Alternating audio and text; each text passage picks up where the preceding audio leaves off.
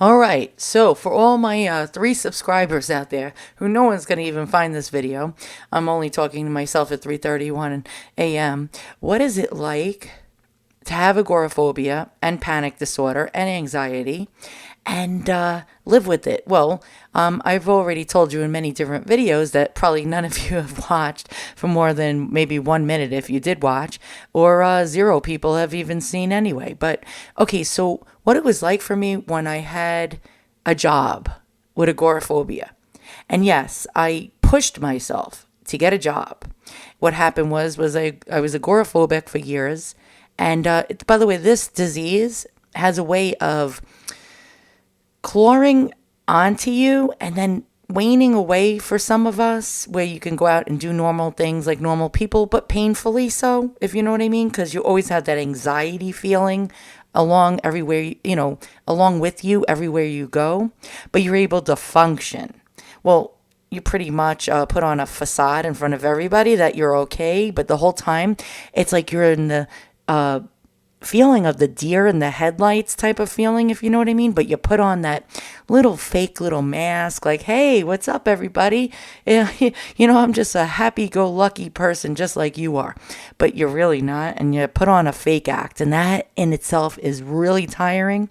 But what I regret about this disease, yes, disease, not disease, disease. Okay, this disease has robbed me of many things I regret to this day. And before I get back to what it's like to work and be an agoraphobic, okay, here's what it's robbed me of. The past last year, before my mother died, I ended up not seeing my mother at all because of agoraphobia, because I did not want to drive 40 miles to her house because of the anxiety. And so instead, I had sort of like a phone conversation with her every so often. And I missed her immensely. And I wanted to be with her. And unbeknownst to me, she had stage 4 lung cancer that she hid from me and did not tell me. And on Christmas, of course, she invited me over her house. There was going to be a group of people there, and I did not want to go because the group of people were going to be there. And around a lot of people, I get very, very bad anxiety, which usually spirals into a panic attack. So I avoided going to Christmas celebrations at my mother's house because I didn't want to be around other people. Now, if she had the Christmas celebrations with just herself and my stepfather and me with my husband and my 2 kids, I would have been fine with it. But once I heard this one's coming and Uncle Drunky's coming and Uncle Jackass is coming and Aunt, I don't know, Moron is coming, I was like, oh God, I can't deal with these people. Just the mere thought of them gives me anxiety. So I didn't go to my mother's house on Christmas, and I lied to her. She was so excited about me coming to her house that she knows I have agoraphobia. I barely leave the house. She said to me, come on, let's go online right now. We were on the phone. Let's go on Macy's and let's pick you out a really, really nice outfit for Christmas. And I said, Mom, I don't want you spending your money on me. You don't have that much. You live on a fixed income. She said, no, this is special. You're going to come and be with me for Christmas, so you're going to look your best. So she spent like $100, $125 on an outfit for me. Then she bought me a beautiful pair of new shoes. And she also bought me a winter coat. And it breaks my heart because she bought me a winter coat because she didn't want me to be cold. And I'm trying not to cry right now, but she bought me a really expensive winter coat because she didn't want me to be cold when I left the house one day just to visit her. And I still have that coat hanging in my hallway. And I spent the whole winter never wearing it once. And so Christmas morning rolled around. And I could not bring myself to get the motivation to take a shower and get dressed in that beautiful outfit she bought me and put those new shoes on and put on that beautiful coat that she bought me, a designer coat, might I add, which I'm really not one big into designer things because it doesn't matter to me really if it's a name brand. But yeah, she bought me a Calvin Klein coat and I didn't even call her because I was ashamed of myself, because the anxiety was so bad. It was so bad that I couldn't get into the car with my husband and my 2 kids and go for that ride. Just the thought of getting in the car and having to drive 40 miles somewhere, and I couldn't escape and jump out of that car while feeling intense anxiety, possibly snowballing into an anxiety attack, then having to get out of that car and going into that house with Uncle Drunky and Aunt Moron and all these other people that had that false, like, Merry Christmas. Oh, it's such a wonderful day. And, I'm not feeling up to it, so I didn't show up. And my mom called and she said, "Where are you? How come you're not here?" And I said, "I can't, Mom. I can't do it." And she said, "I don't understand this. What's so hard about getting in the car and coming to visit your mother on Christmas?" And she started crying and crying and crying. And she said, "You hurt me. You broke my heart. You broke my heart. How could you break your mother's heart?"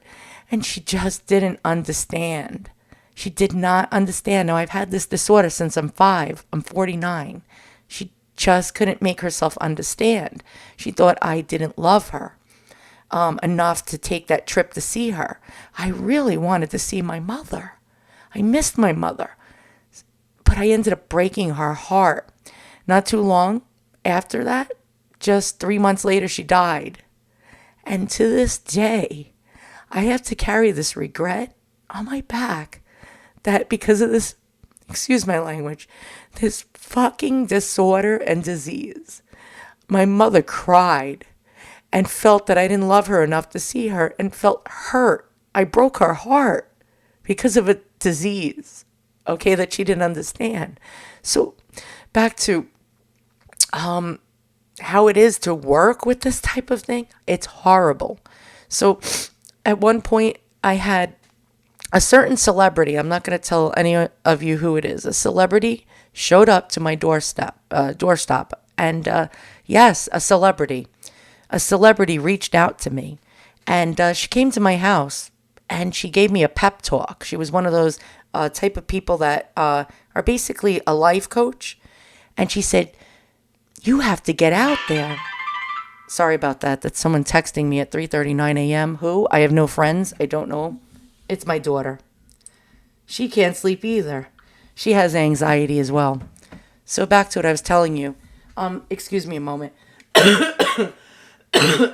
I'm so sick from being sad about the Christmas story I just told you that I'm all congested. Okay, so this celebrity showed up to my door and cried her eyes out because she had anxiety as well, but she ended up not letting it hinder her stardom.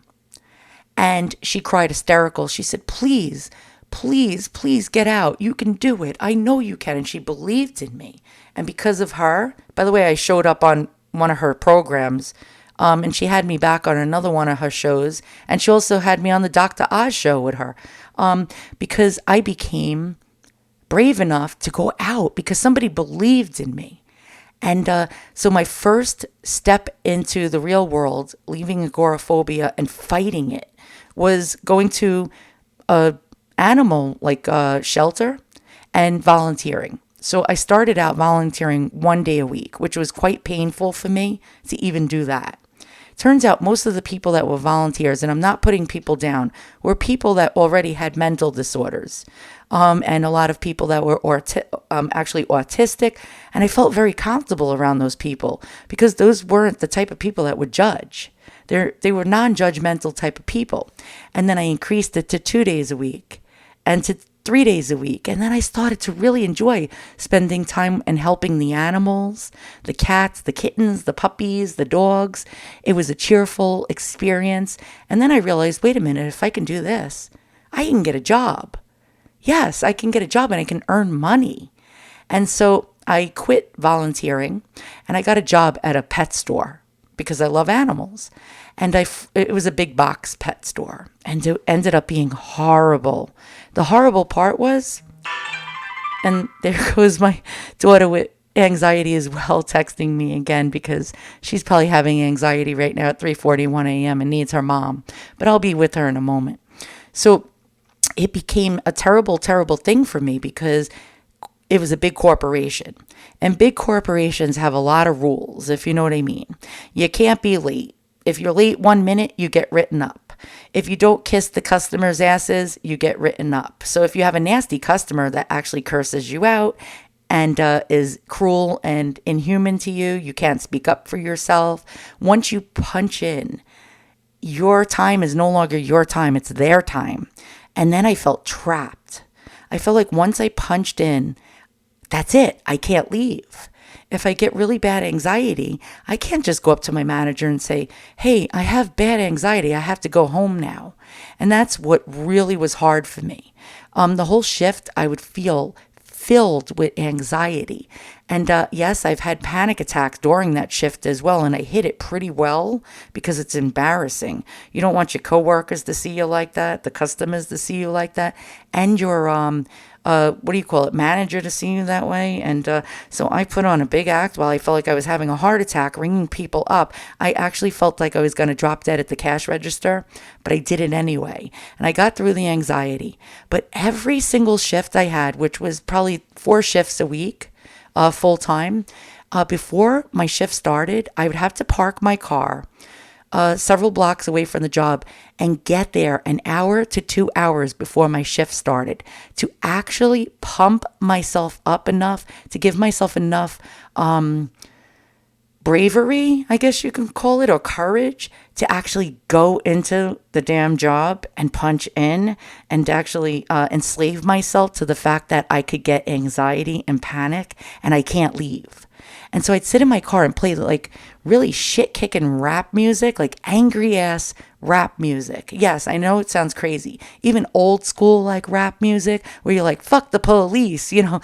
I know this is corny and cringe, but you know what I'm saying? Like, it was like the fuck youest type of music. And I used to like shout on the top of my lungs and sing along. And it used to build my bravado up. And to the point where by the time I was done with that, it was time to punch in, if you know what I mean. Well, I ended up keeping that job for 5 years until the last manager I got. Pretty much all my managers were the nicest people. I sort of suspected that they had anxiety issues too. So they sort of like were non-judgmental around me. I could feel it. But this last manager I got was really, really a bitch on wheels. A really cruel, sadistic, mean-spirited woman who just loved being sadistic. And she, for some reason, she singled me out because I was non-confrontational, very peaceful, very polite, and very mild-mannered. So she always zoned in on me to take it out on. And finally, I quit. And I quit. And once I quit the job, guess what happened? I never left the house again, except for 4 emergency times. Only emergency reasons. When my mother was in the hospital dying. That's the only time I left the house. I didn't even have a funeral or a wake or any kind of memorial for my mother because my agoraphobia is so bad.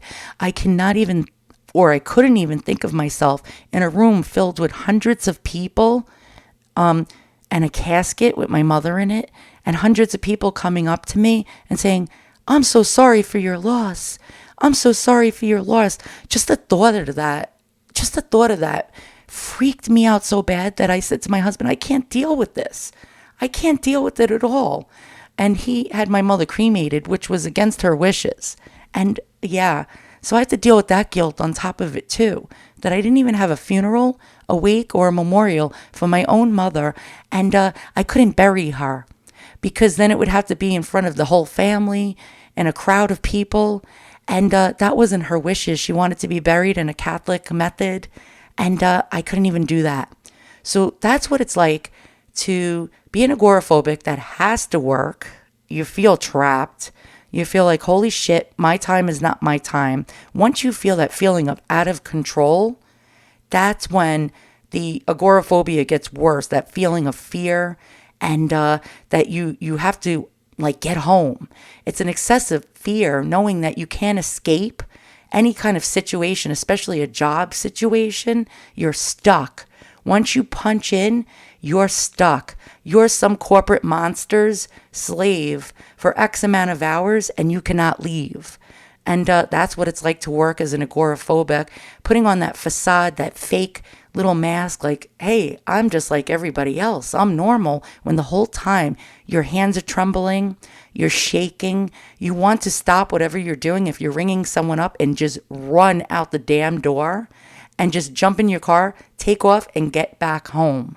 So, okay, this is just another one of my musings and ramblings at 3:46 a.m.